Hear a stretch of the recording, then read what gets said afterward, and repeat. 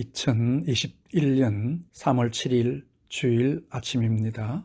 하나님의 말씀에 함께한 모든 분들에게 하나님의 풍성하심이 함께할 줄로 믿습니다. 먼저 기도하겠습니다. 하나님 아버지 은혜를 감사합니다. 복된 주님의 날 아침부터 하나님의 말씀을 사모하는 주의 백성들을 하늘문을 여시고 두 손 들어 복을 내리시며 이 땅에서 얻지 못한 하나님의 놀라운 은혜가 우리 가운데 충만하게 주시기 간절히 원합니다. 오늘 또 말씀과 예배 위에 하나님의 풍성하심 함께 할 수 있기를 간절히 원하옵고 이 아침에도 주실 하나님의 말씀 사모합니다. 성령으로 충만케 하여 주옵소서.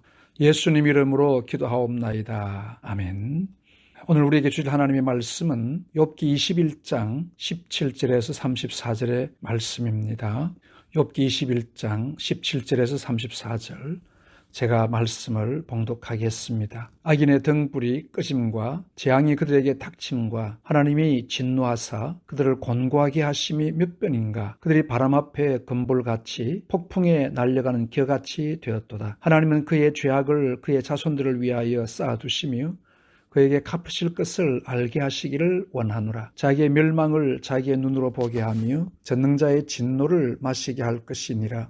그의 달수가 다하면 자기 집에 대하여 무슨 관계가 있겠느냐. 그러나 하나님께서는 높은 자들을 심판하시나니 누가 능히 하나님께 지식을 가르치겠느냐. 어떤 사람은 죽도록 기운이 충실하여 안전하며 평안하고 그의 그릇에는 젖이 가득하며 그의 골수는 윤택하고 어떤 사람은 마음에 고통을 품고 죽음으로 행복을 맛보지 못하는도다. 이 두려움의 한 가지로 흙 속에 눕고 그들 위에 구더기가 덮이는구나. 내가 너희의 생각을 알고 너희가 나를 해하려는 속셈도 아노라. 너희의 말이 귀인의 집이 어디 있으며 악인이 살던 장막이 어디 있느냐 하는구나. 너희가 길 가는 사람들에게 묻지 아니하였느냐. 그들의 증거를 알지 못하느냐. 악인은 재난의 날을 위하여 남겨둔 바 되었고 진노의 날을 향하여 끌려가느니라. 누가 능히 그의 면전에서 그의 길을 알려주며 누가 그의 소행을 보응하랴. 그를 무덤으로 메어가고 사람이 그 무덤을 지키리라. 그는 골짜기의 흙덩이를 달게 여기리니 많은 사람들이 그보다 앞서 갔으며 모든 사람이 그의 뒤에 줄지었느니라. 그런데도 너희는 나를 헛되이 위로하려느냐. 너희의 대답은 거짓일 뿐이니라. 아멘.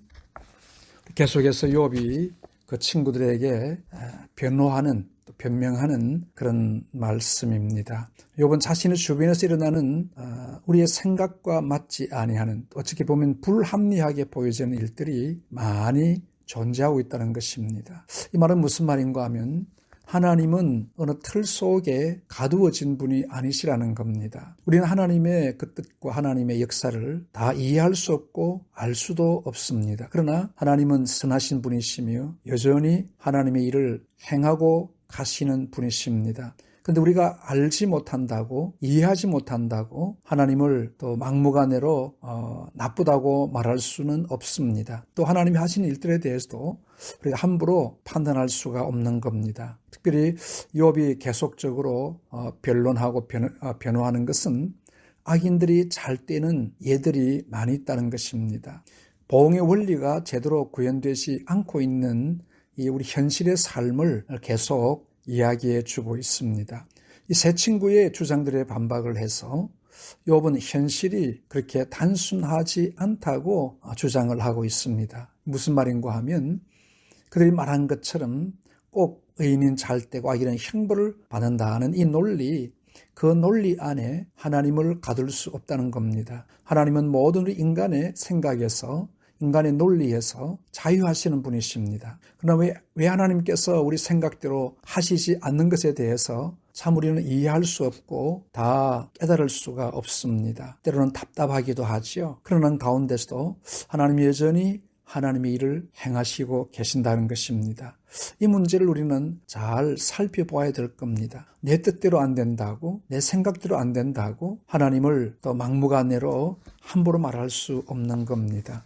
이 욥의 세 친구들은 계속적으로 같은 틀 속에서 하나님을 발견하려고 합니다. 우리 하나님께서는 이 보응의 원리 속에 있는 하나님으로만 생각하고 있습니다. 그럴 수 없습니다. 그 모든 우리의 인간의 방법을 뛰어넘어서 하나님은 일하시고 계시는 분이십니다. 우리는 이해할 수 없지만 아마 장차 천국 가서는 왜 하나님이 그렇게 하셨는가에 대해서 확실하게 알 수 있을 것입니다. 그러나 지금 우리는 다 알지를 못합니다. 알지 못하지만 그럼에도 하나님의 일은 선하시다는 사실을 우리는 분명히 알아야 될 겁니다. 오늘 여기 보면 욥이 하나님의 진노가 악인에게 제대로 임한 경우가 얼마나 많이 있었느냐 하면서 친구들에게 또 변론을 하고 있습니다. 그래서 어떤 사람은 하나님이 악인의 후손에게 그 모든 죄를 다 갚으실 것이라고 그렇게 말할 수 있다 하지만 그것도 보응의 원리에 어긋나는 것으로 생각하고 있습니다. 하나님이 그들에게 심판하지 아니하고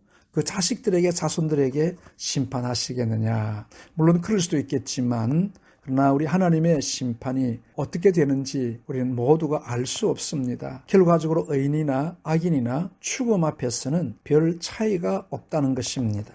의인이든 악인이든 풍요하게 살다가 죽거나 때로는 고통 속에서 죽게 되는데 같은 죽음을 맞이합니다. 이런 차원에서 보응의 원리를 다 적용할 수는 없다는 것이죠. 이 둘이 매 한 가지로 흙 속에 눕고 그들 위에 구더기가 덮이는구나. 똑같은 죽음을 맞이한다는 것입니다. 그래서 너희 말이 귀인의 집이 어디 있으며 악인에 살던 장막이 어디 있느냐 살펴보아도 별반 다를 바가 없습니다. 이것을 또 길거리 다니는 사람들에게 물어보아도 잘 알 수 없는 현실들이라고 하는 것입니다. 그래서 우리는 하나님 앞에 재앙과 무관하게 살아가는 수많은 악인에 대한 그 사례들이 많이 있다는 것입니다. 그들은 죽은 후에도 많은 조문국이 모여지고 화려한 장례식을 치르기도 합니다. 이 일에 대해서 우리는 모두 다 설명이 안 된다는 거죠. 내가 설명할 수 없다고, 이해할 수 없다고 하나님의 일은 아무것도 아닌 것인가? 결코 그렇지 않습니다. 내가 설명할 수 없어도, 내가 다 이해할 수 없어도 하나님은 하나님의 일을 해나가시는 분이십니다. 우리는 이런 삶들을 보면서 참 우리 마음에 때로는 착잡함이 있습니다. 왜 하나님을 대적하며 하나님에 대해서 함부로하는 자들에 대해서 즉각적으로 하나님이 심판하지 아니하시고 오래 참고 기다리실까? 아니면 죽어도 그들에게 심판은 임하지 아니하고 그냥 자연스럽게 죽을 수도 있다는 이런 입장에서 보면 참 우리 마음이 안타깝기도 하고 좀 깝깝하기도 할 겁니다.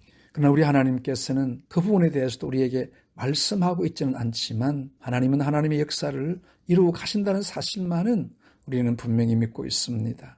그래서 우리는 이런 그 기계적인 보응의 원리로 현실 세계를 다 설명할 수가 없습니다. 좀 힘들지만 우리는 하나님의 뜻이 무엇인가를 겸손하게 찾아야 될 것입니다. 친구들은 욥의 고난을 죄의 문제와 계속 연결을 지어가면서 그 악인들의 종말처럼 너의 종말도 이렇게 악하게 또 비참하게 되실 것이라고 계속적으로 욥을 공박하고 있지만 욥의 마음에는 그것이 허용이 되지 않고 있습니다. 오늘 우리는 이 하나님의 말씀들을 보면서 때로는 우리가 다 이해할 수 없어도 하나님은 여전히 살아계시며 하나님은 말씀하고 계신 하나님이십니다.